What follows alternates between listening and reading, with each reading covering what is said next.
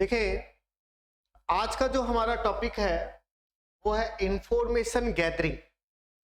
Information gathering का क्या meaning है?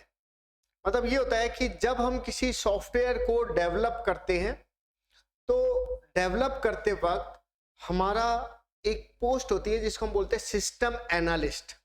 सिस्टम एनालिस्ट इस बात को समझता है कि हमारे सॉफ्टवेयर की क्या रिक्वायरमेंट है, क्या आवश्यकताएं हैं।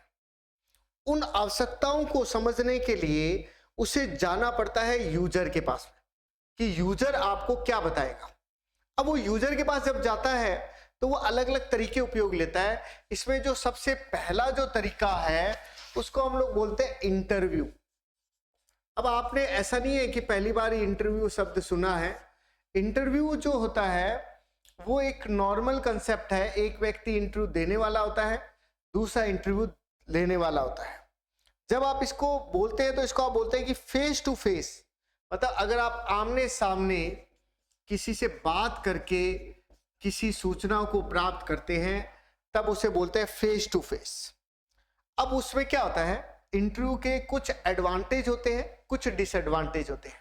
जैसे मान लीजिए मैं किसी कंपनी के जो एम्प्लॉय है उनसे ये पता करना चाहता हूं कि आप ये बताएं कि आपके सॉफ्टवेयर में क्या रिक्वायरमेंट है, तो मैं उस कंपनी में एज ए इंटरव्यू लेने के लिए सिस्टम एनालिस्ट की पोस्ट के रूप में बन के जाऊंगा और मैं वहां जाके बैठ के वहां के जो यूजर है उनको वन बाय वन बुलाएंगे कैबिन में और हम उनसे आमने सामने क्वेश्चन पूछेंगे। क्वेश्चन पूछने के भी दो तरीके होते हैं जिसके अकॉर्डिंग हमने इसके दो टाइप कर रखे हैं। एक तो होता है स्ट्रक्चर्ड और एक होता है अनस्ट्रक्चर्ड।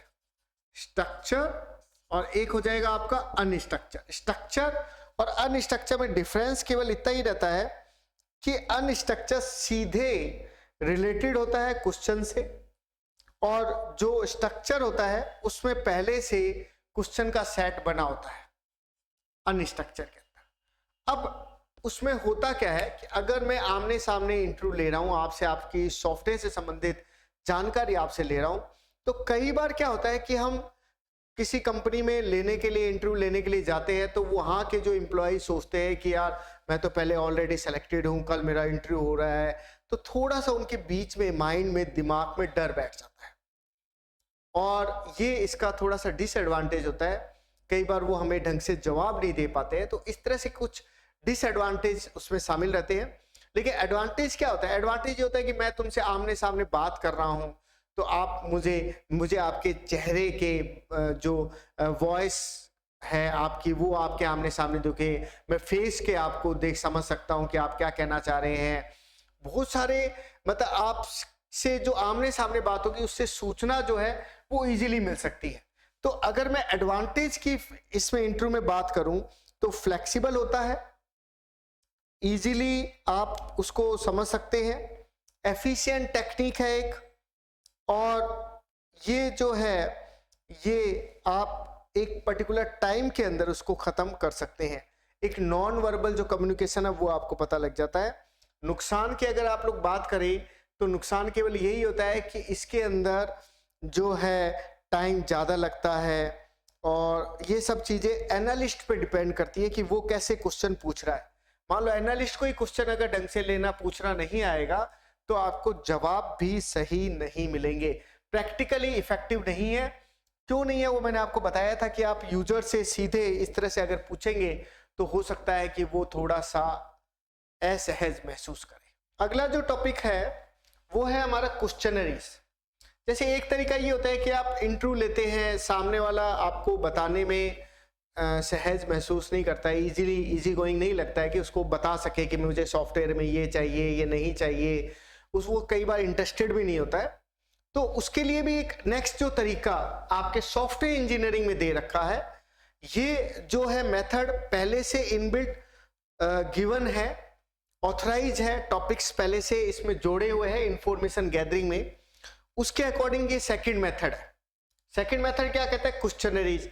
क्वेश्चनरीज में ये होगा कि जैसे आप लोग कई बार देखते भी हैं कि आपसे, जैसे कई बार आप मार्केट में गए होते हैं, कोई पेजेस आपको दे देता है उसमें क्वेश्चन लिखे होते हैं, या आप लोग किसी कंपनी के अंदर अगर कॉल सेंटर पे कॉल करते हैं या कहीं और जगह आप कहीं आप इंस्पेक्शन के लिए जाते हैं तो आपको एक पेजेस दे दिया जाता है और कई बार गूगल भी हमारे हैं, जैसे वो भी हमें अलग अलग तरह के क्वेश्चन दे देता है, कहता है कि इनका जवाब दीजिए। तो वो एक क्वेश्चनरीज है।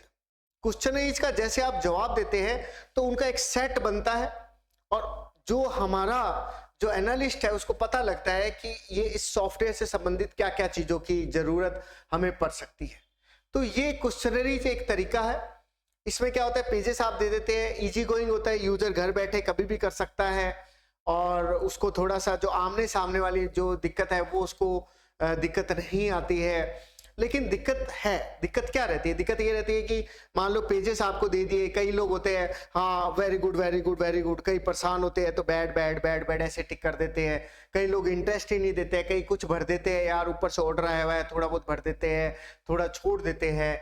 तो वो क्वेश्चनरीज होती है। इसमें भी दो तरीके होते हैं, एक तो स्ट्रक्चर्ड होता है, एक अनस्ट्रक्चर्ड होता है। स्ट्रक्चर्ड के अंदर तो आपसे लैंग्वेज वाइज क्वेश्चन पूछे जाते हैं, और अनस्ट्रक्चर्ड होता है उसके अंदर आपसे ऑब्जेक्टिव टाइप इस तरह से कोई क्वेश्चन बनाकर पूछे जाते हैं, मल्टीपल चॉइस, ये सब तरीके रहते हैं। तो क्वेश्चनरीज की अगर बात करें तो लेस कॉस्टली है, खर्चा कम लगेगा आपको, और कॉन्फिडेंस आप में अच्छा रहता है, तुरंत आप लोग रेस्पॉन्स दे देते हैं। और नुकसान क्या रहता है, कई बार आंसर पूरे कंप्लीट नहीं मिलते हैं, हमें बॉडी लैंग्वेज का नहीं पता लगता है, और डेवलपमेंट कॉस्ट जो है वो कई बार डिपेंड करती है कि आप क्वेश्चन किस प्रकार के बना रहे हैं। थर्ड जो मेथड है वो है ग्रुप कम्युनिकेशन का, जिसको हम लोग जीडी भी कहते हैं।